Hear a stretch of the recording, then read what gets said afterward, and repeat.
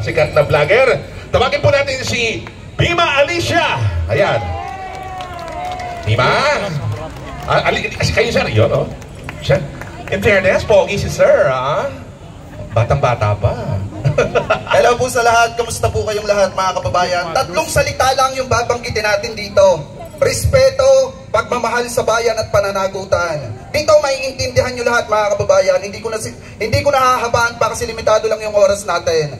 Alam nyo, nung itinalaga si Sara bilang sekretarya ng DepEd, pananagutan niya na protektahan ang kaalaman ng mga kababayan nating Pilipino, lalo na yung mga kabataan.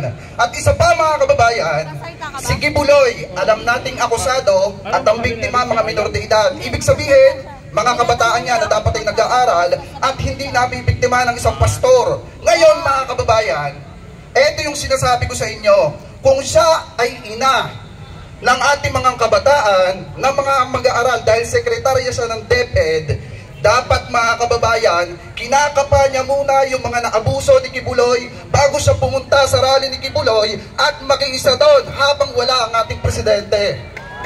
Ngayon mga kababayan, ito yung pangalawa, yung pagmamahal sa bayan. Alam nyo, yung ating mga kapulisan, yung ating mga kasundaluhan, lagi kong sinasabi sa vlog natin, napaka-importante ng mga yan. Sa tuwing nasusugatan yung mga yan, para na rin tayo nasugatan. Ngayon mga kababayan, yung mga kasundaluhan natin, na winatarka nung sa West Philippine Sea, simpleng komento lang yung hinihingi sa kanya. Hindi niya pa magawa. Samantalang yung mga simple natin mga kababayan dyan, kahit walang katungkulan sa gobyerno, meron silang komento mga kababayan. At ito pa mga kababayan, yung respeto at halal. Alam naman natin na yung ating presidente ay hinalal ng 31 billion na butante.